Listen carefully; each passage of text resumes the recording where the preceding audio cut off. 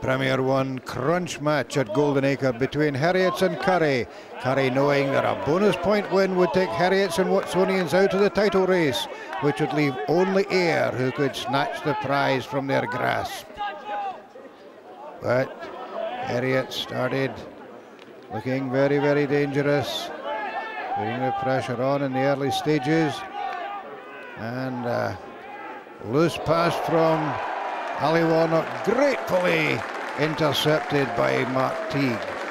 Absolutely no problem in under the posts for Graham Wilson to add the conversion and give Heriot a 7-point lead after only 8 minutes. It was a long half for Currie, and it was 3 minutes before half-time that they started to impose themselves on the game. And as they built the pressure,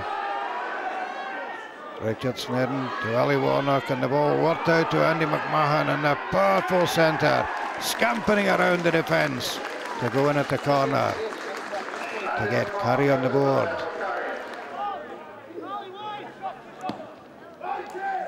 Long kick downfield, tricky one for Johnny Alston, waiting for the ball to cross the line, didn't quite make it, got himself snagged there by Kevin McShane, and Currie arriving in numbers.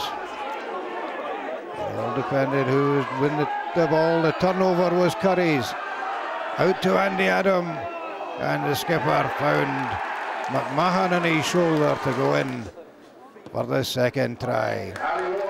This time Warnock made no mistake with the conversion, 12 points to 7 going into injury time, but Heriot still had a play up their sleeve. And again, long ball by Oliver Brown, out to Mark Lee. Bit of a guddle ball, but no problem for Teague, who snaffled it up and went in for try number 2. And with Graham Wilson slotting that conversion, Heriot went into half-time 14 points to 12 in the lead. Scottish Rugby Radio is now updated every Monday. Join Stuart Cameron and his guests for the news, match reports and expert comment on the Scottish game. ScottishRugbyRadio.com, now every Monday.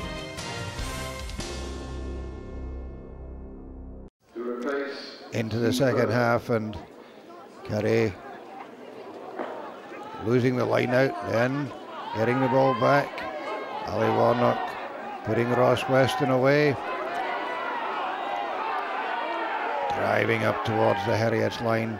Ball back on the Heriot side. Warnock inside ball to David Officer. Officer taking the ball deep into the red zone. Out to McMahon. Was it going to be his hat-trick? Oh, held just short of the line, but there was Warnock to pick up the loose ball and stretch over the line for try number 3 for Currie. Warnock banged over the conversion of his own try, but that was only a 5-point lead for Currie. And in a game like this, well, anything could happen. Looping ball out there to Warnock, out to McMahon. Whoa, that just shows the power of the boy as he bounced off the Heriot's tackle. Anton Edwards piling in there. Warnock held up by the Heriot's defence, but referee Malcolm Shanglang had spotted an earlier offence, and Warnock's penalty took Currie to more than a score ahead after only 6 minutes of the second half. 4 minutes later, Andy Adam supreme at the line out there. David Officer taking 2 tacklers with him onto the 22. Richard Snedden deciding to have a wee go on his own. Tidied up there by the Currie pack. The ball just sitting there waiting, and Warnock dropped back into the pocket and dropped the goal. 25 points to 14. 10 minutes gone in the second half. But it was only a minute later when Richard Snedden's box kick was taken. Mark Lee slinging the ball out like the scrum half he used to be, and oh, what a break there by Johnny Alston, and there was Mark Teague with the freedom of Goldenacre crashing in for his hat-trick try. Graham Wilson's conversion, yes, it was good, and that brought the score back to 21-25. And going into the final quarter, it was all to play for. Bust off the back there by Ross Weston. Popped up to Anton Edwards, the big burly prop. Again taking play up to the 22. Snedden working the ball out to Evan Hay. Hay to McShane. McShane stopped just short. Back the ball again, coming back on the Currie side. John Cox again held just about 5 metres short, but Mahon there to commit the Heriot's defence yet again, and the Currie heavy mob lining up there. Anton Edwards first, then Andy Adam, then Scott Burnett, and then lurking at the back, the man in the scrum cap, John Cox. Get out the road, says Malcolm Shangling. I want to see. Yes, it's a try. Delighted. Currie players there. That was the bonus point try. That was the one that meant so much to them.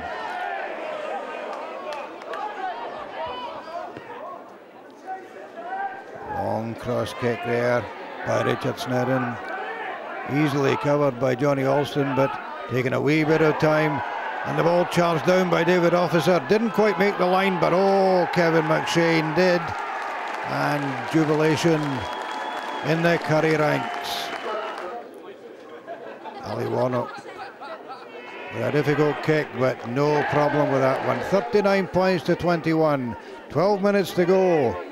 And it was only an injury time when a Heriot side that just wouldn't lie down. But the ball worked out to Kenny Blythe. And there again was Mark Teague skipping round the Currie defence. In for try number 4. What an afternoon for the Heriot's captain. But it wasn't going to be enough. Here's the final play of the game.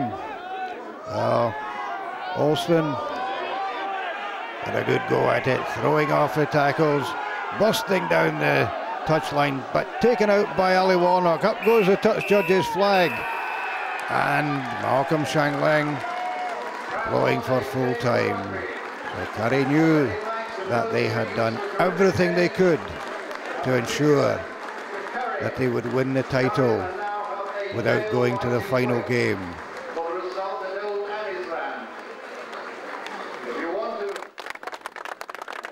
Happy looking Currie side as they came off the field. They knew they had done their best, but the tension was written on Ali Donaldson's face as he waited for the result from Old Annisland, because the game between Hawks and Ayr had kicked off an hour later than the game at Goldenacre. And Ayr knew that they had to get a result if they were going to take their title challenge to the final game in January. But things started badly for the Millbrae men. Hawks piling on the pressure straight away. And Gavin Murray is the man who made the dent. The ball popped up to his fellow prop, Nick Cox. And Cox charging over the line to open the scoring after only 7 minutes. Here pulled back a penalty from Nick Lavelle. And then 5 minutes from half time, they started to get close to the Hawks danger zone. Nick Lavelle piling through there from the ruck. AJ McFarlane spotting space on the right hand side. The ball worked out to Evan Kello, and the flanker's beautifully timed pass put Ryan Holland in at the corner. And that score took Ayr into an 8 points to 5 half-time lead. But in the 60th minute, Mike Adamson came on, slotted a penalty, and then with his second one, took Hawks into an 11 points to 8 lead, which they held right into injury time. And with the last play of the game, Ayr knew that a draw wasn't good enough. They needed the win. AJ McFarlane with a short penalty, up to Paul Burke, but driving on there. Ayr desperate for the score, and the ball coming back eventually on the Ayr side. AJ McFarlane to Richard McCallum, and oh dear, the big fella fumbled the ball. Knock on, said Andy McPherson, and there's the full-time whistle. Total dejection for Ayr and total jubilation as this result is transmitted to Goldenacre, and you can see the joy and the elation on the Currie boys' faces. Andy Irvine hands over the trophy to Currie captain Andy Adam. You can see just how much it means to them. And champions indeed are Currie, winners of the league in 2006-2007. Congratulations to the boys from Maleny on a magnificent achievement. This is Ron Evans for Scottish Rugby Television.